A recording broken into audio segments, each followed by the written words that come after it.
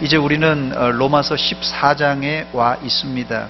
로마서 1장부터 11장까지가 이신칭의를 주제로 한 교리 부분이고, 또 12장부터 끝장 16장까지는 믿음으로 의롭게 된 성도들이 어떻게 실천할 것인가를 다루고 있습니다. 다시 복습하지만 이 전반부 1장부터 11장과 이 후반부 12장부터 16장까지의 이 연결고리가 있는데, 이 연결고리가 예배입니다. 예배가 믿음으로 의롭게 된 이 교리와 삶의 실천을 연결시켜주고, 동시에 이것이 흔들리지 않도록 이 균형을 맞추어주는 역할을 합니다. 그래서 이 예배가 아주 중요합니다. 이렇게 교리와 실천에 균형이 있는 것이 우리 교회가 추구하고 있는 하나님이 기뻐하시는 영적 예배자입니다. 그런데 이 신앙생활이라는 것이 우리의 마음대로만 되지 않습니다. 신앙의 순풍이 불 때야 다들 천사같이 신앙생활을 잘하지만, 광풍이 불어올 때 교회 안에 중직자나 믿음이 있다고 하는 사람들조차도 신앙에 파산하는 경우가 종종 있습니다. 그러므로 하나님이 기뻐하시는 영적 예배자는 시험이 닥쳐왔을 때 더 빛이 납니다. 저를 한번 따라서 하시기 바랍니다. 시험 중에 빛납시다. 첫 번째로 오늘 본문은 바울 사도가 로마 교회 성도들의 갈등을 다루고 있습니다. 바울 사도 당시 교회 갈등은 단연코 고린도 교회가 제일 복잡했습니다.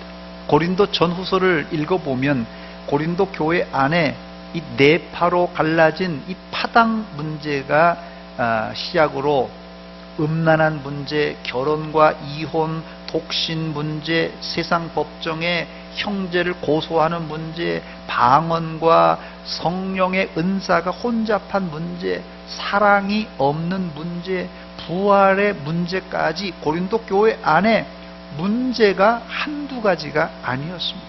그런데 이 고린도 교회 안에서만 이런 문제가 있었던 것은 아닙니다. 오늘 본문에 로마 교회도 마찬가지입니다. 에베소, 갈라디아, 빌립보 교회 등등 지상에 존재하는 모든 교회는 문제를 가지고 있습니다. 우리 대전 소문교회는 어떻습니까? 당연히 살아있는 교회이기 때문에 문제가 있습니다. 문제가 있다는 것이 자랑할 것은 아니지만 문제가 있는 것은 지극히 정상입니다. 그러나 여러분, 염려하지 마시기 바랍니다. 제가 늘 드리는 말씀입니다만은, 문제는 문제가 아니라 문제는 그 문제를 어떻게 푸느냐가 문제입니다.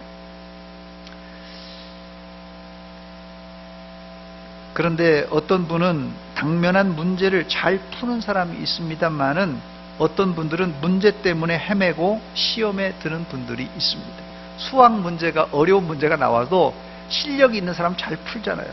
그런데 이게 잘 모르면 이게 낑낑대고 어렵습니다. 어떤 분은 물질 문제를 잘 못 푸는 분이 있는가 하면, 어떤 분은 이 건강 문제를 잘 못 푸는 분도 있고, 어떤 분들은 부부 갈등이나 가족 갈등 문제로 힘들어 하시는 분들이 있고, 어떤 분들은 자녀 문제, 취업이나 결혼 문제 때문에 갈등이나 고민을 하는 분들이 있습니다.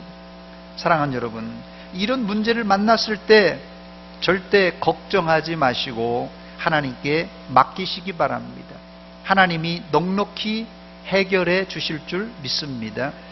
우리의 당면한 문제를 잘 푸는 방법은 우리 인생의 문제를 출제하시고 정답까지 알고 계시는 하나님께 맡기는 것입니다.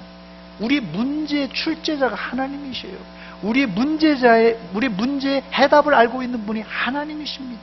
우리의 문제를 하나님께 맡기는 가장 좋은 방법은 하나님께 기도하는 것입니다. 혹시 인생의 문제가 풀리지 않아서 고통 가운데 있는 분들이 여기 계십니까? 눈물로 기도하시기 바랍니다.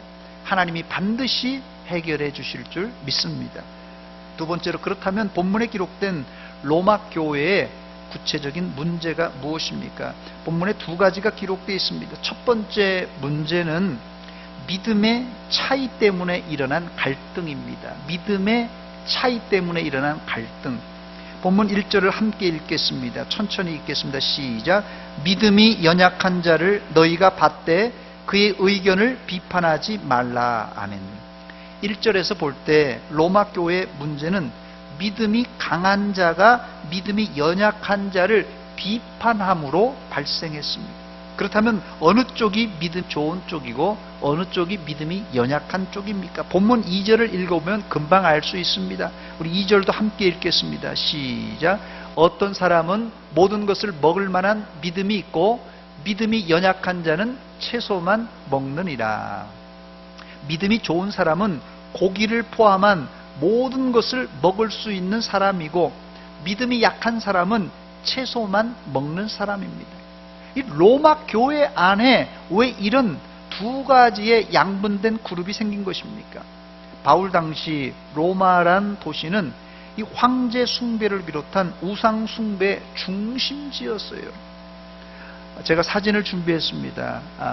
이번에 제가 로마에 갔다 와서 찍은 사진입니다. 저게 소위 얘기하는 포로 로마노, 이태리어로 이 포로 로마노라는 곳인데 우리로 얘기하자면 서울 명동과 같은 것입니다. 로마의 가장 핵심적인 중심적인 이 지역입니다. 또 다른 데를 한번 보여주세요.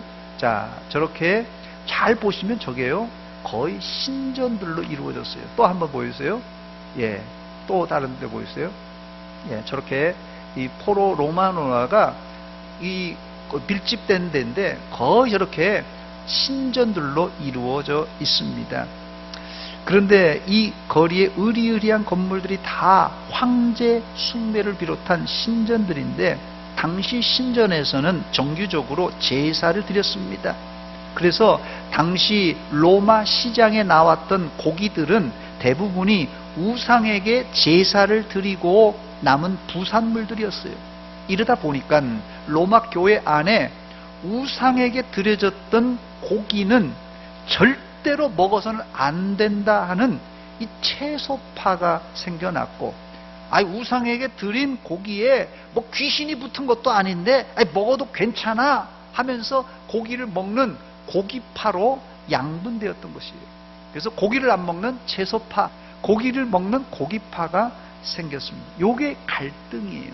두 번째 문제는 날에 관한 문제입니다. 본문 5절입니다. 어떤 사람은 이 날을 전날보다 낮게 여기고 어떤 사람은 모든 날을 같게 여기나니 각각 자기 마음으로 확정할지니라 됐어요. 구약을 배경으로 사는 유대인들은 세계 어디를 가든지 유월절을 비롯한 구약에 기록된 모든 절기를 지켰습니다. 그러나 이방 로마인들은 유월절이 뭔지 유대 절기를 전혀 알지를 못했기 때문에 알지 못하니까 지키지도 못했습니다. 여기서 날을 중시 여기는 제가 만들었습니다. 날파와 날을 그렇게 중요하게 여기는 비날파의 갈등이 생긴 것이에요.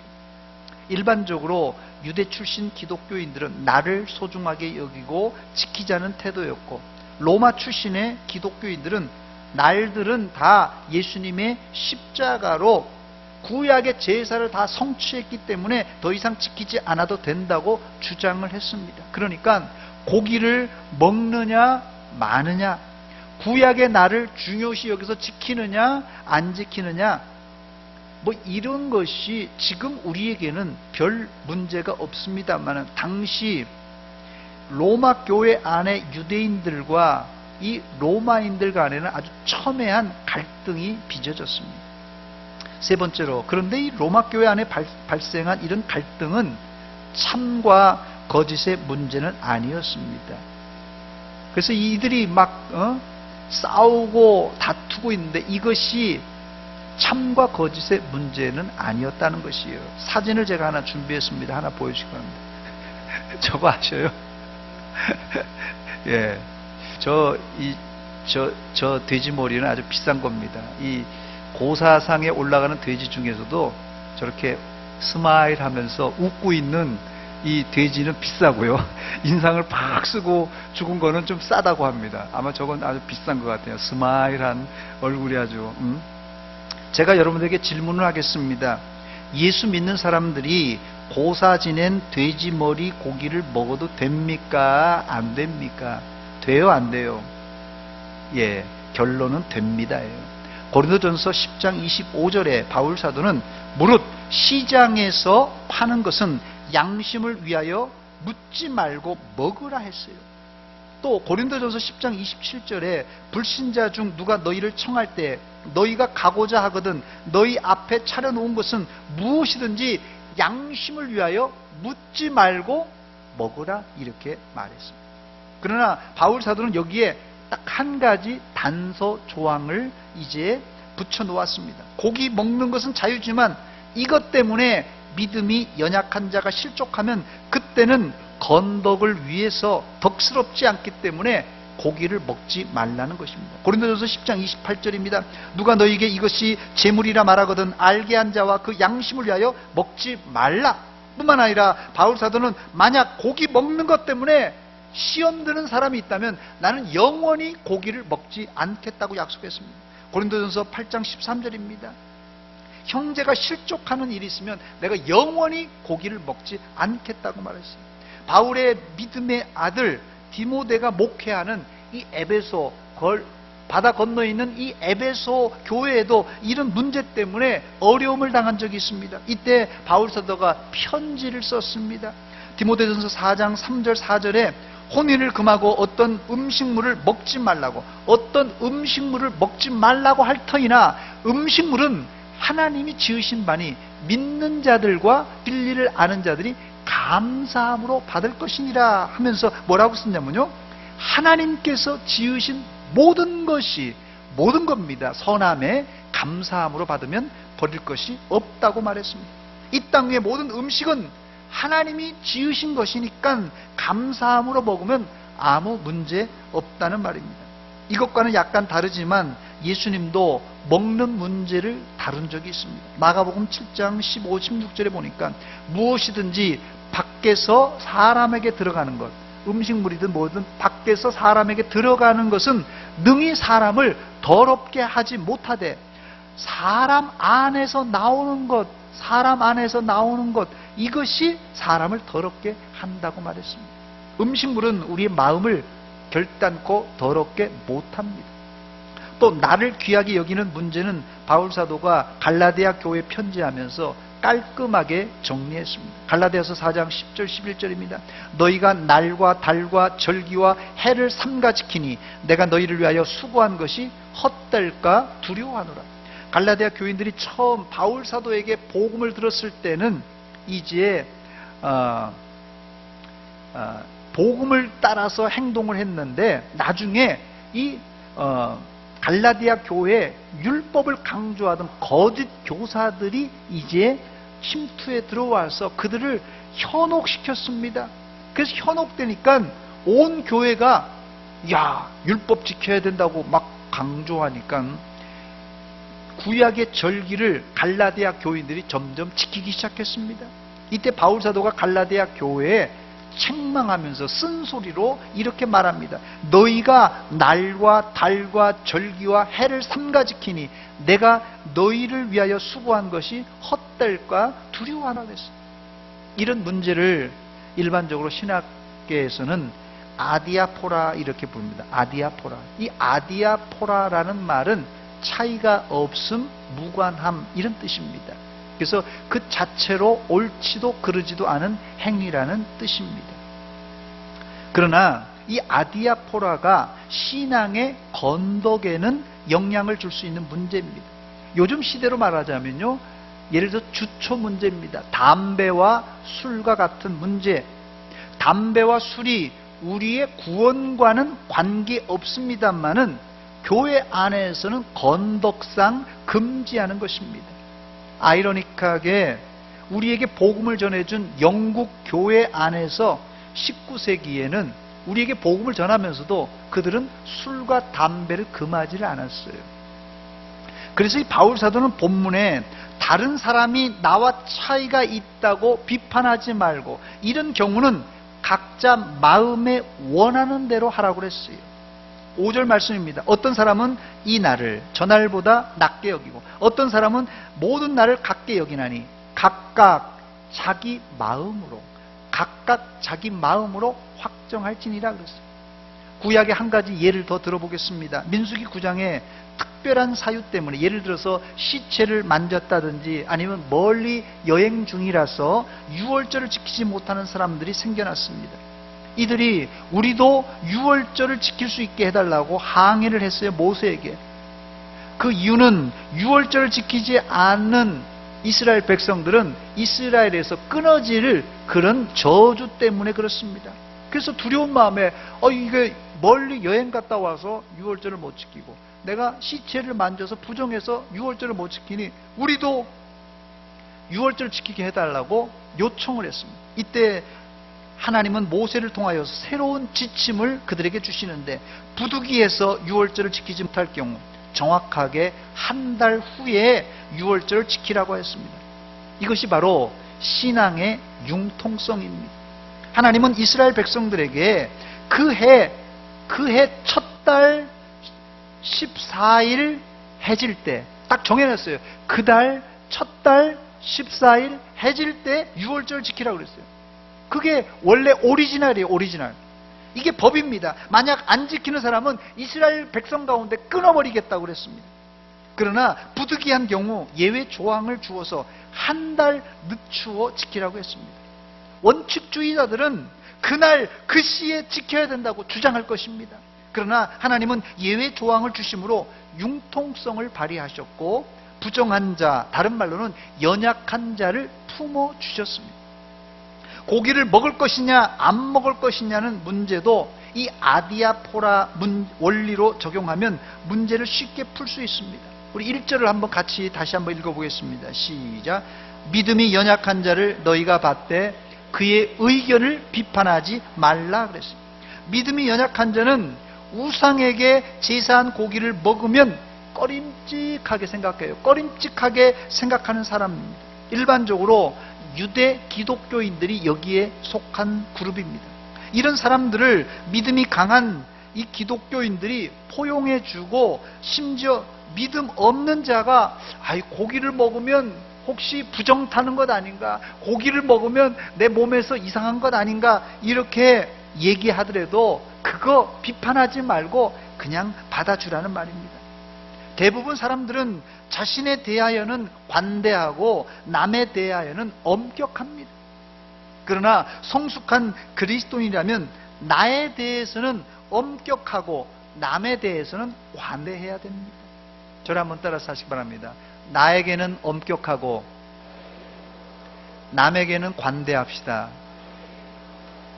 네 번째로 본문은 우리가 왜 상호 비판하지 말아야 되는지 그 이유를 세 가지 밝히고 있습니다. 첫 번째는 하나님이 믿음이 강한 자나 연약한 자 모두 받아주셨기 때문에 우리가 남을 비판해서는 안 됩니다. 본문 3절입니다. 먹는 자는 먹지 않는 자를 업신여기지 말고 먹지 않는 자는 먹는 자를 비판하지 말라. 이는 하나님이 그를 받으셨습니다.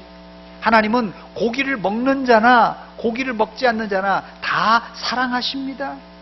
하나님이 사랑하시고 하나님 받아주셨는데 우리가 뭐 한다고 비판합니까? 두 번째 이유는 우리는 비판할 권한이 없기 때문에 그렇습니다. 본문 4절입니다. 남의 하인을 비판하는 너는 누구냐? 남의 하인을 비판하는 너는 누구냐? 그가 서 있는 것이나 넘어지는 것이 자기 주인에게 있음에 그가 세움을 받으리니 이는 그를 세우시는 권능이 주께 있음이라고 했어요. 우리는 권한이 없어요. 비판할 권한. 그래서 비판하면 안 됩니다. 세 번째는 우리는 고기를 먹든 안 먹든 나를 중하게 여기든 아니든 모두 심판받을 존재들입니다. 본문 10절입니다. 내가 어찌하여 내 형제를 비판하느냐? 어찌하여 내 형제를 업신여기느냐? 우리가 다 하나님의 심판대 앞에 서리라 했습니다. 비판하는 자나 비판받는 자 모두 심판대 앞에 서게 될 것입니다. 계시록 20장 11절로 12절에 보니까 모든 인생은 하나님의 심판의 보좌 앞에 서게 될 것이라고 말합니다. 또 내가 크고 크고 흰 보좌와, 여기 크고 흰 보좌라고 해서 보통 일반적으로 백보좌라고 부릅니다. 이 백보좌 앞에서 모든 자들이 심판받게 될 것이기 때문에 우리는 절대 형제를, 연약한 자를 비판해서는 안 됩니다. 다섯 번입니다. 마지막으로 다섯 번째. 자, 그렇다면 채소파와 고기파, 이 베지테리안 중에서도 더 심한 사람을 베기라고 그러더라고요. 그러니까 채소를 먹는 사람들 중에서도 좀 일반적으로 또 심한 사람도 베기가 있고, 그 다음에 또 아주 심각한 사람들은 아예 그 채소 중에서도 아주 엄격한 채식주의자들이 있습니다. 이런 채소를 먹는 파, 고기를 먹는 파, 아까도 얘기한 것처럼 나를 소중하게 여기는 날파와 나를 소중하게 여기지 않는 비날파, 이 논쟁을 그렇다면 어떻게 잠재울 것인가? 해결책입니다. 해결책이 가장 중요한데 바울 사도는 어떻게 해결합니까? 이 본문 6절로 해결책을 제시합니다. 6절을 우리 한 목소리 같이 읽겠습니다. 시작. 나를 중히 여기는 자도 주를 위하여 중히 여기고 먹는 자도 주를 위하여 먹으니 이는 하나님께 감사하며 아멘. 그 다음에 이 바울의 먹지 않는 자도 주를 위하여 먹지 아니하며 하나님께 감사하느니라 그랬어요.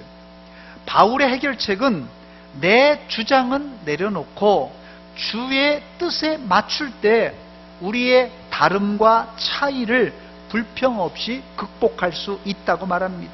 즉 문제의 중심을 내 관점이 아니라 주님의 관점에서 볼 때 논쟁과 갈등이 사라지고 하나님께 감사와 영광을 돌릴 수 있다는 말입니다.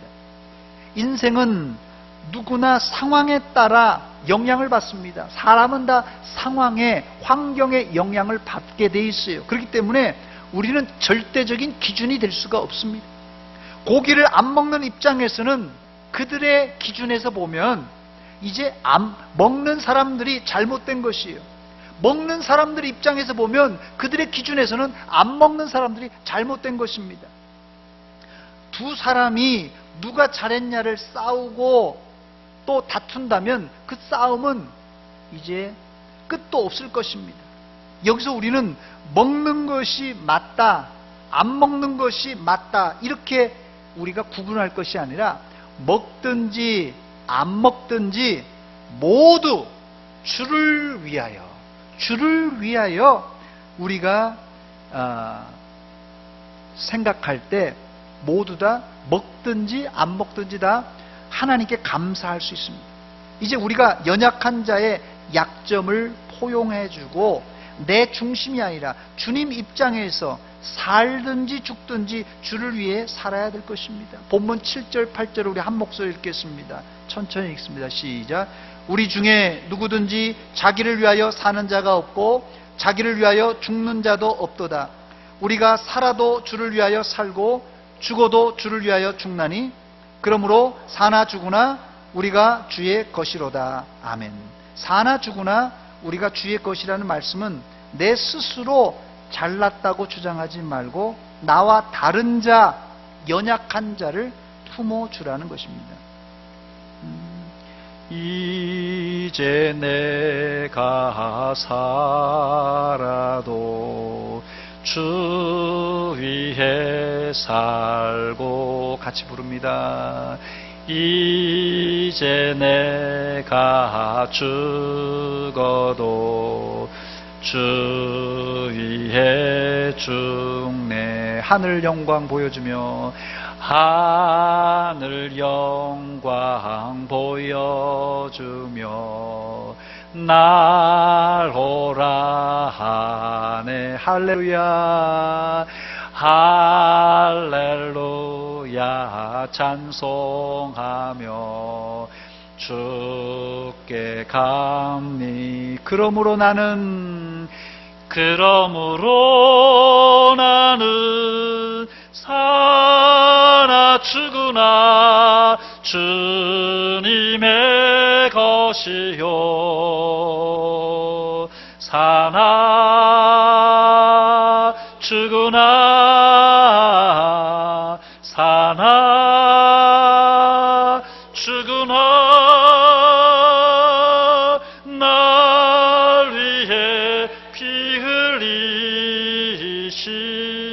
내 주님의 것이요.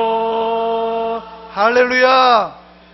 이제 우리가 관심은 뭐 먹을 것이냐 안 먹을 것이냐, 이 날이 중요하냐 저 날이 중요하냐, 이런 게 관심을 갖는 것이 아니라, 우리가 사나 죽으나 우리가 주의 것이라는 말씀을 기억하고, 잘났다고 여러분 이렇게 자랑하지 말고, 나와 다른 자, 연약한 자, 이 사람들을 품어주시기 바랍니다. 독일의 철학자 니체는 사랑을 이렇게 정의했습니다. 사랑이란 무언가? 사랑이란, 한번 같이 읽어보겠습니다. 시작. 사랑이란 자신과 다른 방식으로 느끼며 다르게 살아가는 사람을 이해하고 기뻐하는 것이다. 그랬습니다.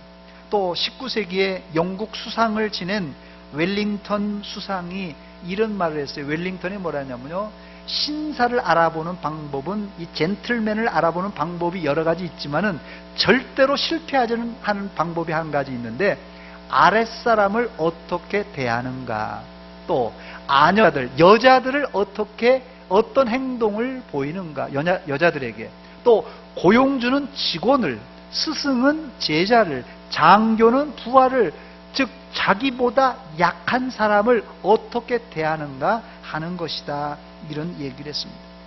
여러분들은 주변에 만만한 사람들, 여러분 주변에 만만한 사람들이 있죠.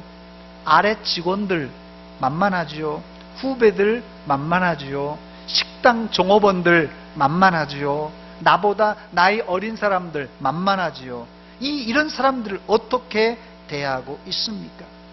그게 여러분들의 인격입니다.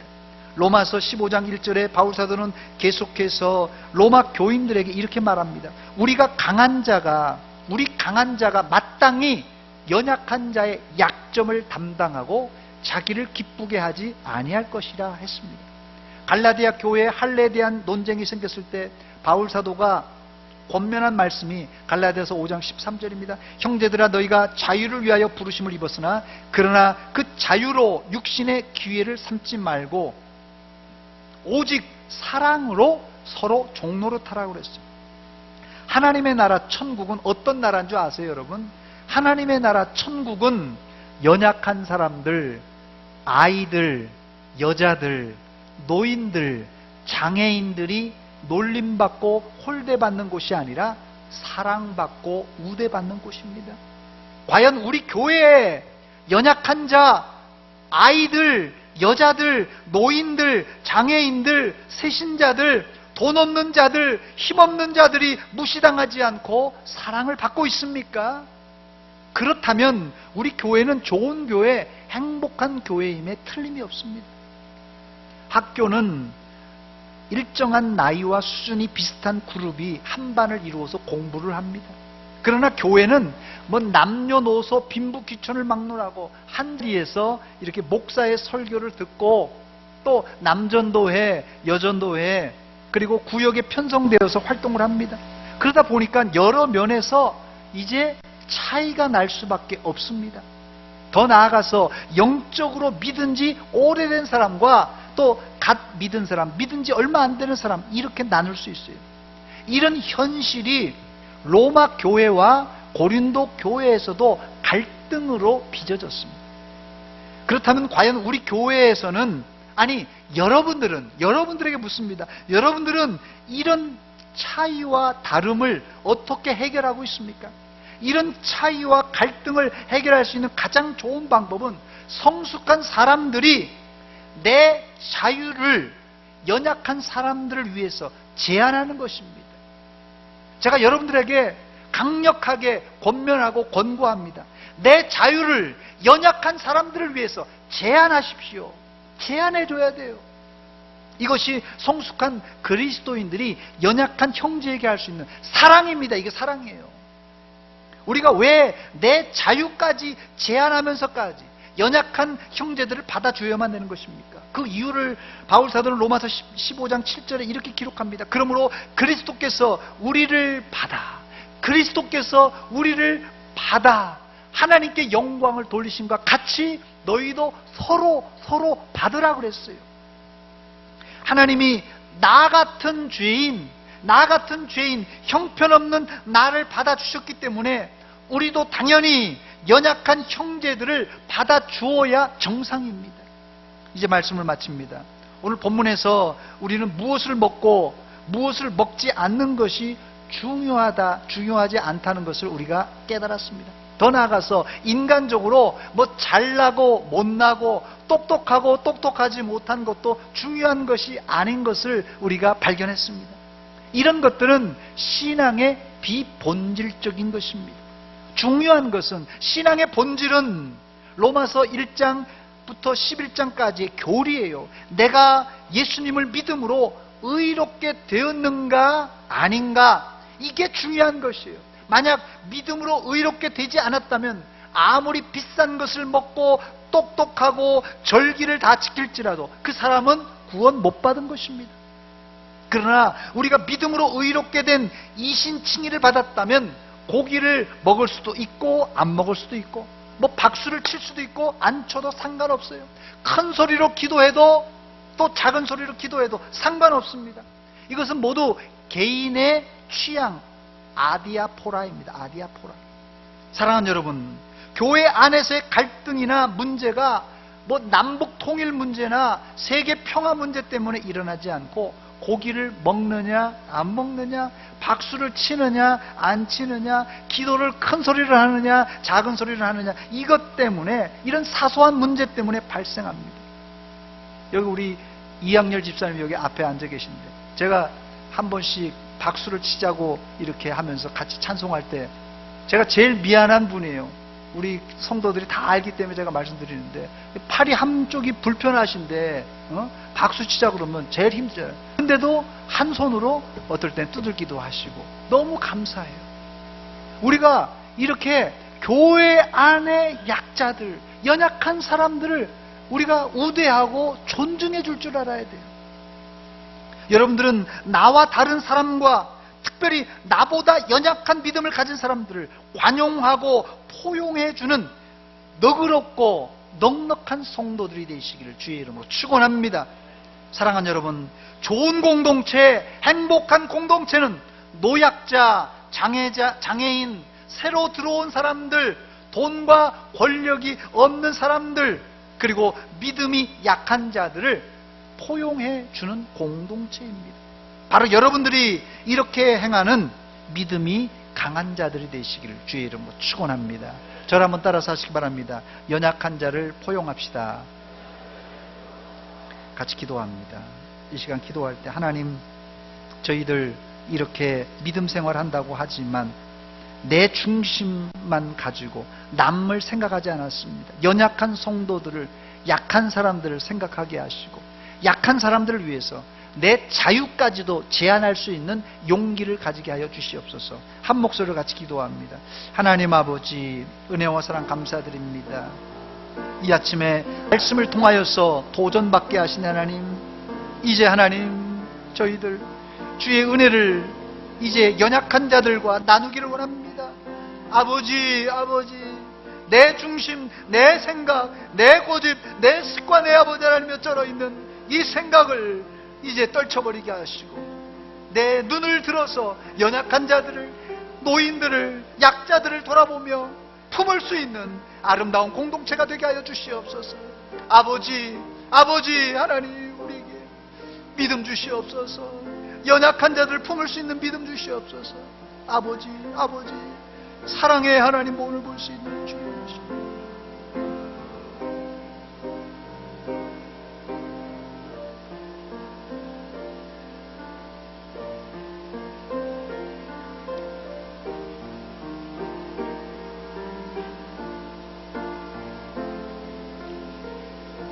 하나님 아버지, 저희들에게 이렇게 은혜 내려주시사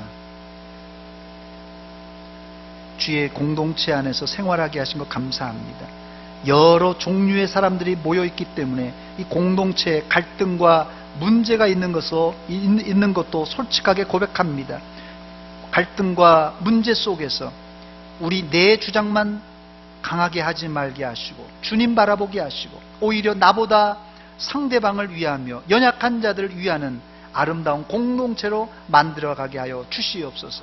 연약한 자를 위해서 내 자유까지도 제한할 수 있는 믿음과 용기도 허락하여 주시옵소서. 예수님의 이름으로 기도하옵나이다. 아멘.